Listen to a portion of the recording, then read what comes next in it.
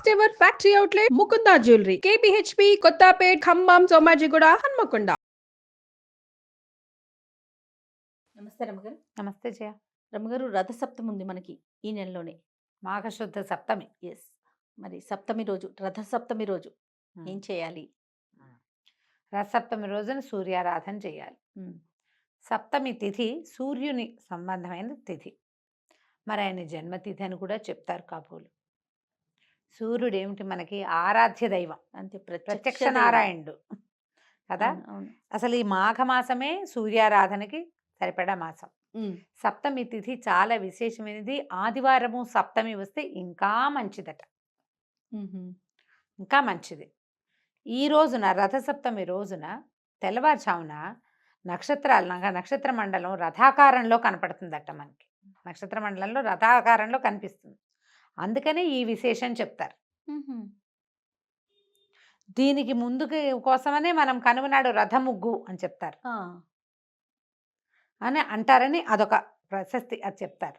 ఈ రథసప్తమి ఏంటంటే గ్రహణంతో సమానమైన పుణ్యతిథిగా చెప్తారట. గ్రహణం చాలా పుణ్య సమయాలు కదా, గ్రహణ సమయం చాలా విశేషమైంది.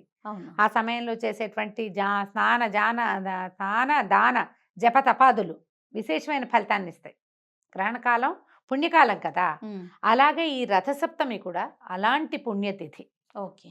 ఈ రోజున చేసేటువంటి స్నానము, దానము, జప తపాదులు, తర్వాత తర్పణం కూడా పెద్దవారికి ఇచ్చేది, అది కూడా విశేషమైన ఫలితాన్ని ఇస్తుంది. సూర్యుడికి అర్ఘ్యం ఇవ్వటం మనం మాఘమాసం అంతా చేసుకోవచ్చు అట్లా. సూర్యుడికి అర్ఘ్యం ఈ రోజున ఏం చేస్తాం మనము, అందరిళ్లలో చేసేదే రథసప్తమి నాడు పాలు పొంగించుకుంటాం. అంతే. సూర్యుడికి పాలు పొంగితే ఇష్టం. ఆ పొంగిన పాలలో వండిన పాయసం ఆయనకు ప్రీతి, తీయని పదార్థం.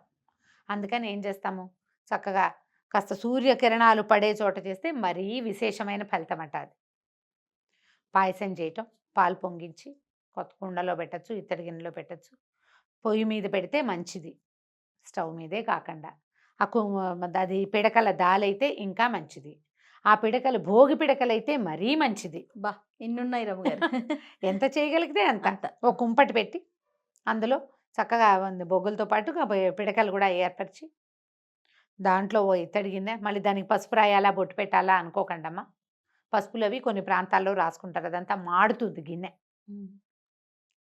దానికి చిన్న పసుపు బొట్టు పెట్టి చక్క దాని మీద దాలి మీద ఆ కుంపటి మీద పెట్టి, పొయ్యి ఉంటే పొయ్యిలో 2 పిడకలు, ఆ పిడక దాంతో ఉడికిన పదార్థము ఒక రకమైన ఔషధంలాగా తయారవుతుంది అది. అందుకు అది ఇవన్నీ చెప్పేది. పాలు పొంగనిచ్చి 3 సార్లు పొంగాక బియ్యాన్ని కడగకుండా నెయ్యి రాస్తారు కొన్ని చోట్ల. కడిగిన తడి బియ్యం వేయకుండా నెయ్యి రాసిన బియ్యం వేయటం, మా అత్తారింట్లో అయితే నెయ్యి రాసిన బియ్యమే వేస్తారు. బియ్యం కడగద్దు అని చెప్తారు, నెయ్యి రాస్తే శుద్ధి అని. ఇవి ఒకరోజే. అదేలేండి. అది కూడా సూర్యుని ముందు చేస్తారు, చేస్తే ఇంకా విశేషం అనమాట. సూర్యకిరణాలు పడుతుంటే విశేషం. పొద్దున్నే సూర్యోదయం అవ్వగానే అంతకుముందే స్నానం చేసేసి ఉండాలి మనం.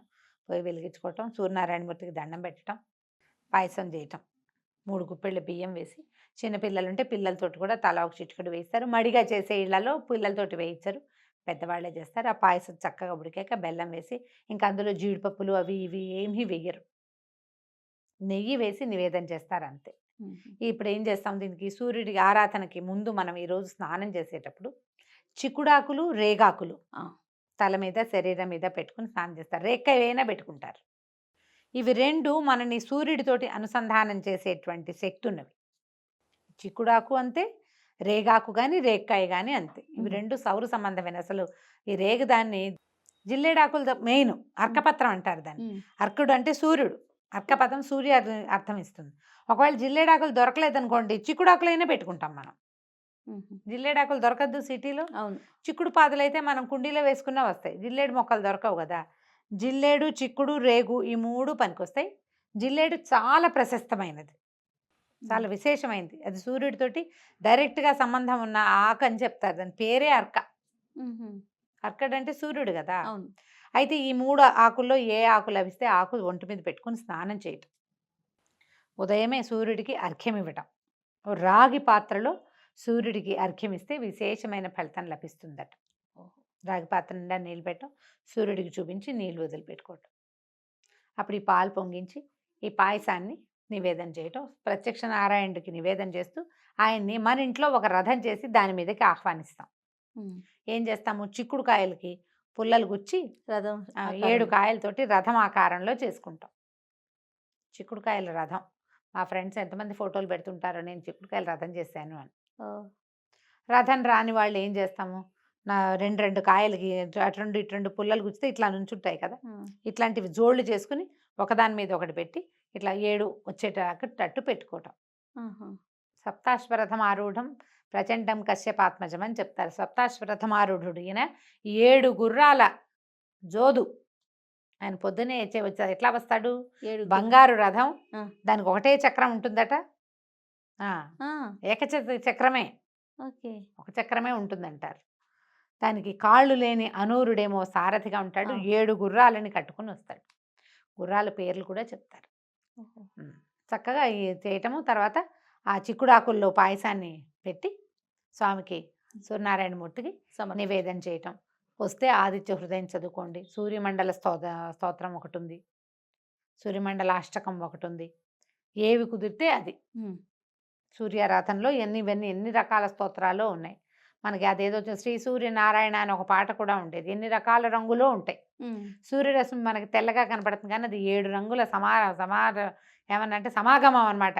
ఇంద్ర సమాహారం. అది పూర్తిగా ఇంద్రధనుసులో ఏ 7 రంగులు ఉంటాయో అవి కూడా సూర్యరశ్మిలో ఉంటాయి. 7 రంగులు ఉంటాయి.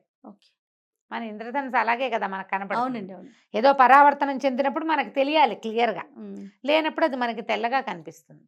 ఈ పొద్దున్నే చేస్తే ఏంటంటే మనం సూర్యుడిని కొంచెం నేరుగా చూడగలుగుతాం. ఆ సూర్యుడిని నేరుగా చూస్తూ ఆ ప్రసాదాన్ని స్వీకరిస్తే అమృతాన్ని స్వీకరించినంత ఫలితం లభిస్తుందంటారు. ఆ ఒకరోజు కదా అమృతమైనా మనకు చాలు. ప్రతి రథసప్తమికి ఇదే చెప్తాం, ఇలాగే చేసుకుంటాం అంతే. ఈ రథసప్తమికి మీకు ఆదిత్య హృదయం రాదు, రాదు అనుకోండి. ఈ సంవత్సరం అంతా చదివి వచ్చే సంవత్సరానికైనా ఆదిత్య హృదయం నేర్చుకోండి. అప్పటికి ఏడాదంతా నేర్చుకుంటే వచ్చే సంవత్సరం వస్తుంది అంతే. పిల్లలకి కాస్త మాటలు వచ్చిన పిల్లలకి ఆదిత్య హృదయం చెప్పడం మొదలు పెట్టండి. వచ్చే ఏడాదికి చక్కగా నోటికి వచ్చేస్తుంది. ఆదివారము ఆదిత్య హృదయం చెప్పించండి. పిల్లలకి ఆరోగ్యము జ్ఞానము 2 వస్తాయి. ఆంజనేయ స్వామి సూర్యుడి దగ్గరే శాస్త్రాన్ని చదువుకున్నాడు. త్రిసంధ్యలు ఆయనతో పాటు తిరుగుతూ చదువుకున్నాడట. ఆంజనేయ స్వామికి అంత జ్ఞానం ఎక్కడి నుంచి వచ్చింది? సూర్యుడి వల్ల. అంతే. పిల్లలు కూడా అట్లాగే జ్ఞానం వస్తుందని చెప్పటము, అది చక్కగా ఆదిత్య హృదయం నేర్పించటం. ఈ సంవత్సరం నాకు ఆరోగ్యం బాగుండలేదు కాబట్టి పాయసం చేద్దాం అనుకున్నాం, మనం చేయలేకపోతున్నాం. చేయలేమా రమ్మగారు? కుదుట పడదంటారా? చూడాలి. ఓకే, చక్కగా ఒక గిన్నె పెట్టి పాయసం చేయండి. అమ్మ పొయ్యి లేదు, పిడకలు లేవు అని అనుకోకండి. ఏది ఉంటే దాంతో చేయండి. మీరు చేయవలసిందల్లా పొద్దున్నే సూర్యుడికి నమస్కారం చేయటం. సాధ్యమైనంత పెందరాళే మీరు మెడసరి లగ్గంలోకి మధ్యాహ్నం అయిపోకుండా నైవేద్యం పెట్టండి. ఆ నైవేద్య ప్రసాదాన్ని చక్కగా అందరితోటి పంచిపెట్టండి. పిల్లలకి ఒక్క సూర్య సంబంధమైన శ్లోకమైన నేర్పించండి. భాస్కర శతకం అవి కూడా కనపడతాయి కానీ అవి ఏవో రకరకాలు ఉంటాయి. ప్రధానంగా మనకి ఆదిత్య హృదయమే చాలా మంచిది, విశేషమైన ఫలితాన్ని ఇస్తుంది. చక్కగా నేర్పించండి, మీరు చదువుకోండి, అలవాటు చేయండి పిల్లలకి. ఇలా రథసప్తమి పర్వదినాన్ని చక్కగా జరుపుకోండి. ఇవాళ చేసిన దానం కూడా మంచి ఫలితం లభిస్తుందట. కాబట్టి అవకాశాన్ని బట్టి దాన ప్రక్రియ కూడా ఏదైనా చేయండి. తప్పకుండా. నమస్తే. నమస్తే.